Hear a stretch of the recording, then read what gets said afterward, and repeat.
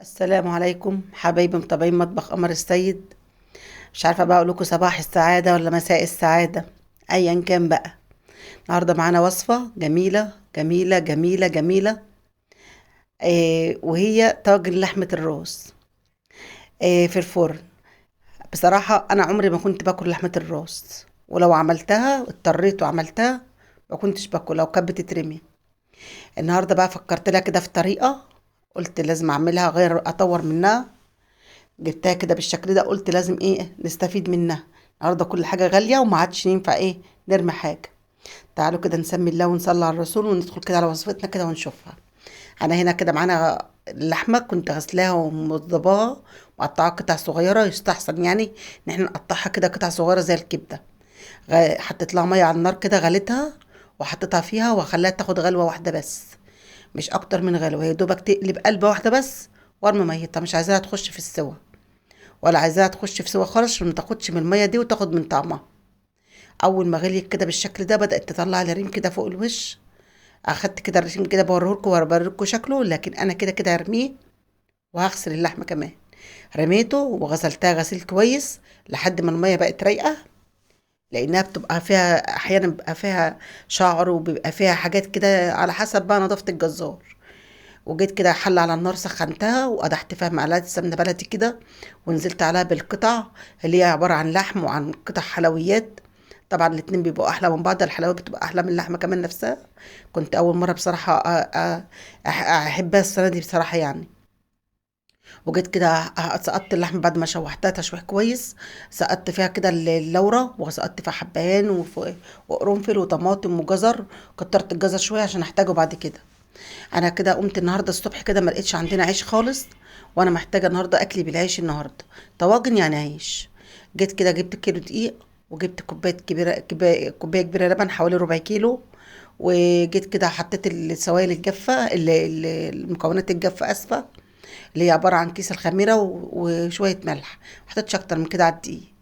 وجيت كده عجنت الدقيق باللبن الاول، وبعدين كده كملت الخليط بتاعي بالميه. زي ما انتم شايفين كده هتني كده اغيب السوائل كده منه، وخليني حذرة في المية. طبعا في دقيق عن دقيق بياخد سوائل كتيرة، وفي دقيق بياخد اقل. انا عاملة دقيقي متعدد الاستخدامات. جيت عجنت كده العجينة كده زي ما انتم شايفين. وجيت كده خدتها على الرخامة ب... يعني بأقل كمية زيت، يعني مثلا ممكن يبقوا معلقتين اتنين أكل بس، علشان خاطر العجينة ما تلينش معايا وتديني في الآخر نتيجة الفينو. مسكتها كده غلفتها بالاسترتش راب كده، ما قفلش على الطبق الخشب. فقفلت كده على العجينة نفسها، وطلعت لي كده بالشكل ده. ولما خمرت جيت كده جبت البورد بتاعي وحطيت عليه دقيق، وقلت اقطع عليه عشان يساعدني في الرفع بسرعة. انا هقطعه واسيبه يرفع تاني ياخد خمره على على البورد، وارجع تاني ايه ابططه. وبعد ما بططه برضو لازم اديله الرفع. اهم حاجه في الوصفه دي في العيش، في اي مخبوزات بالخميره، الرفع فيها اهم عامل. اهم عامل في اي حاجه بخميره لازم يكون فيها الرفع.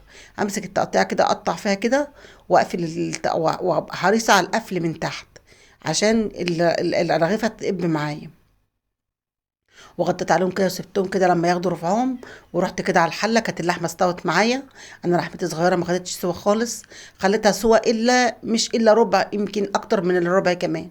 وانا شلتها كده شايفين كده وانتوا واخدين بالكم كده من الشوربه بتاعتها طالعه معايا روعه. وانا بدوقها ما كنتش مصدقه. لا، كنت مقشره كده حوالي نص كيلو بصل او ورمه. مسكتهم كده اشوحتهم. واللي مش متوفر عنده البصل او ما بس أو احتمال يبقى متوفر لان البصل اغلبيته السنه دي صغير. هنقطع بصل ممكن يقطعه جوليان.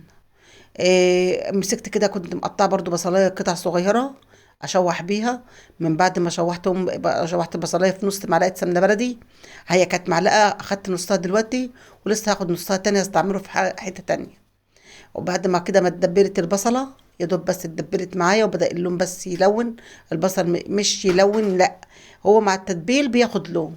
رميت عليها البصل المتقطعة، ويا دوبك بس كده شميت ريحتها وقمت نازلة كده بحوالي 4 حبات أو 5 حبات على حسب الكمية اللي تتعمل. بصل طماطم مبشورة. طماطم مبشورة. لو مش قادرة تبشريها حطها في الكبة قطع. وجيت كده وحطيت فيها برضو معلقة صلصة خام عشان اللون.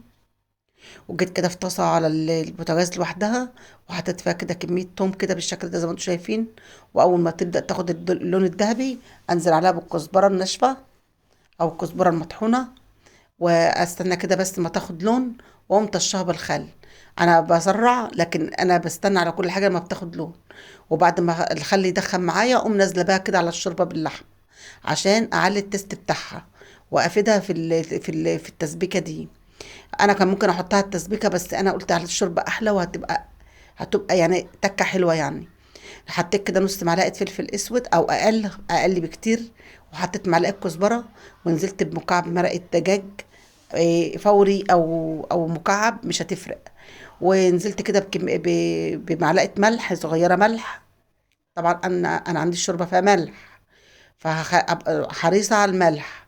وحطيت معلقه سكر بس ما ظهرتش معايا، معلقه صغيره برضو. جيت هنا كده برضو اخدت اللحمه برضو اللي انا مخليها سوا بنسبه 90%، وهقوم نازله بيها على التسبيكه. واللي عايز يكملها على كده ممكن يكملها عادي، مفيش اي مشكله. بس يعني انا بحب يعني ايه، انا عايزه اكلها طاجن بصراحه، وعايزه اغير من شكلها واغير منها، علشان إيه يعني، تبقى جديده يعني بمعنى اصح. في ناس كتير واخدين يعني بيعملوا لحمة الراس بطريقة تانية خالص، اللي هي بتاخديها في الحلة. هنا كده احنا مطورينها اهي ومغيرينها. ممكن برضو اللي عايز ينزل بحبيتين بطاطس ممكن، ما فيهاش اي مشكلة برضو، هتبقى حلوة. وبعد كده ما خدت كده دقيقتين على النار، نزلت كده بكمية الشوربة و... وهسيبها كده تغلي مع بعضها شوية، وارجع انقلها في الطواجن. هنا كده انا كنت بدأت عجنتي، كانت عجينتي خلاص رفعت. بدأت كده افردها بالشكل ده زي ما انتم شايفين بمنتهى السهولة. وخليكي حريصة على السمك بتاعها، عايزاها رقيقة او عايزاها تخينة. انا كنت عايزة جزء منها رقيق وجزء منها تخين. ليه بقى؟ انا بقى التخين عايزاه هعمل فيه حاجة تانية، والرقيق ادينا هاكل بيه. وبرضو ده اب وده اب، والاتنين ادوني انتفاخ كويس. هنا كده كنت انا خلصت العجينه بتاعتي وفردتها. سبتها ترفع وهوريها لكم دلوقتي. وجيت كده فضيت الطواجن بتاعتي وقلت هحطها في الفرن تاخد وقتها، وارفعها تحت الشوايه تاخد لون. يعني سبتها في الفرن كده يا دوبك 15 دقايق كده، وقمت شايلها، لان الطواجن بتاخد سخونيه وتحتفظ بسخونيتها فهتدوبها اكتر. فتبقى حريصه على الكلام ده، يعني انها ما تاخدش سوا بحيث ما تتهرش منك. ممكن نعملها في صينيه ألمونيا عادي، جرانيت عادي، سيراميك عادي، ما فيش اي مشكله. ممكن تبقى في حلتها زي ما هي، ما فيش اي مشكله، ونسيبها تختم. هنا كده انا كنت حاطه العيش كده بعد ما بططته، حطيته واحد تحت جنب واحد بالشكل ده زي ما انتم شايفين، وسبته كده يرفع وياخد قوامه بالشكل ده الرقيق والتخين شويه، وغطيته عشان ما ينشفش. يعني يا ريت اصلا كمان، يعني هو ده طبعا كان طالع معايا برضو ناقص خطوه فيها غلط، ان هو ان كنت المفروض اغطيه بمشمع، وابقى حريصه ان المشمع ما لزقش فيه زي ما انتم شايفين كده. وكنت اتخنه شويه عن كده، انا مرققاه قوي، وفي جزء منه متخنه شويه. هجيب كده طاسه على النار، واحط العيش بالشكل ده شايفين، بدأ بينتفخ بسرعة، ما تحاولوش برضو يعني يا جماعة اللي ما عندهمش طاسة جرانيت، تحاولوش تعملوها في الألمونيا، لأن أنا جربته في الألمونيا وأنا في نفس العجين ده ما مشيش معايا الحال. الألمونيا ما ادتنيش نتيجة كويسة. العيش أنا ببططه على دقيق، والألمونيا بيلزق في قد دقيق. أما الجرانيت لأ، ممكن نمسحها بمنديل عادي. فأنا قمت جاية مغيرة جري ورجعت تاني للجرانيت تاني، وطلع كله منتفخ معايا بالشكل ده، وكان طعمه جميل بجد بجد يعني الحمد لله. جميل جدا، احسن ما كنت راح اشتري بقد كده عيش، لان انا كنت محتاجه النهارده. انا عندي ولادي ما بياكلوش لحمه راس خالص خالص خالص خالص، بنتي وابني مستحيل. مهما طورت فيها ومهما غيرت فيها، لكن احنا الكبار بناكلها عادي ما فيش مشكله. فجيت عملت لهم هما كده حواوشي، واحنا كمان كنا بقيه العيش كنا بيه اكلنا احنا بقى. احنا هنا كده بوريكم العيش اهوت، منتفخ وطري طراوه جميله. هو بس العيب الوحيد اللي معايا ان انا كترت دقيق عليه، وفي مجموعه انا رققتها قوي، فكانت انتفخت معايا، لكن كانت رقيقه معايا قوي في الاكل. في ناس ممكن تحب العيش تخين، وفي ناس تحب رقيق. انا من الناس اللي بحب رقيق، والتخين بحبه كده للحواوشي زي ما انتم شايفين كده، زي ما انا مفتحاه كده. انا مفتحه مجموعه كبيره اعمل بقى حواوشي. طبعا انا لو كنت نزلت اشتريت كنت اشتريت كميه اكبر من كده بكتير. انا من كيلو دقيق عملت حوالي 30 رغيف او اكتر والله. انا ما عدتوش، بس انا ده معايا كميه اكلتنا كلنا وبقى كمان. وعملت كمان كميه حواوشي كميه. كان عندي كيس لحمه مفرومه، طلعته علشان خاطر اولادي. الولاد الصغيرين ما بياكلوش اللحمه خالص، وبيعذبوني في اكلها، وخصوصا ان هي لحمه الراس ما بياكلوهاش خالص، رافضينها تماما. وجيت كده بوريكم العيش اللي انا فتحته كده للحواوشي. زي ما انتم شايفين انا كان عندي الكيس ده جاهز في الفريزر وكان مركون، فطلعته كده اشتغلت بيه على طول زي ما انتم شايفين. يا دوب بس عبيته وسويته على طول. انا عارفه ان الفيديو مطول، بس هو والله هو فيه معلومات كويسه. وبصوا، يعني هقول لكم ايه هتستفيدوا منها ان شاء الله. وخصوصا خلطة لحمة الراس دي، وصفة جميلة جدا جدا لأبعد ما تتخيل. وهنا بقى انا كنت طلعت الطواجن من الفرن بس بالشكل ده زي ما انتم شايفين، واخدة وش. انا حطيتها تحت الشواية، اديت لها وش.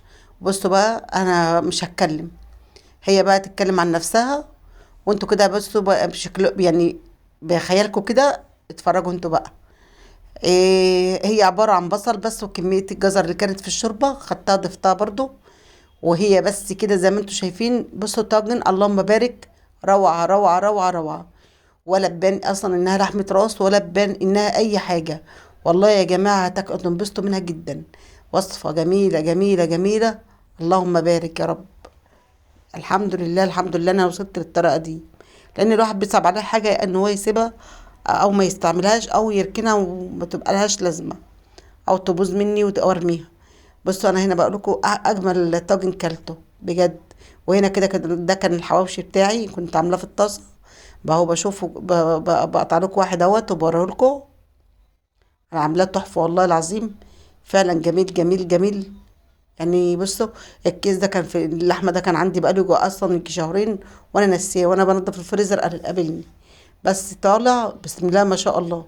كنت اول مره يعني كده انا عرفت ان لو فرمت لحمه الحواوشي وعملتها متبله وعنتها هتبقى جميله. لان الكيس ده اتعمل معايا بصدفه كده وما كنتش اعرف، فلقيتها جميله. فلو اتخزنت اصلا هتبقى جميله، هتبقى نتيجتها حلوه جدا. وهنا كده بقى ايه كنت بقول لكم بدوق الاكل وبقول لكم بصوا، انا اصلا جعانه وعماله ادوق وانا جعانه. والاكل جميل جدا جدا جدا بصراحه بصراحه. بقول لكم تسلم ايدي. بقول لكم بقى اشوفكم في فيديو جديد، ويا رب اكون افدتكم ان شاء الله. الوصفه ديت جربوها هتبقى جميله مش هتندموا عليها ابدا ابدا. وهقول لكم صحتين وعافيه يا الله. وصفه مجربه وجميله جميله جميله، وان شاء الله تدعوا لي عليها. انا مش عايزه منكم اكتر من دعوه. والعيش برضو عملته طلع نتيجته حلوه جدا. اللي عايز يرقه زي ما انا رقيته براحته، واللي عايز يتخنه برضو دي حاجه طبعا ذوقيه منكم، اللي حبه بأي طريقة. لكن هو فكرة جميلة. ومن كيلو دقيق، يعني الكيلو دي دلوقتي مش غالي زي الأول. يعني الكيلو بحوالي 16 جنيه، مع كيس الخميرة أرحم من إن الواحد يطلع يشتري كمية ليه ولعياله. وأشوفكم في فيديو جديد يا رب، يا رب أكون أعجب أفدت.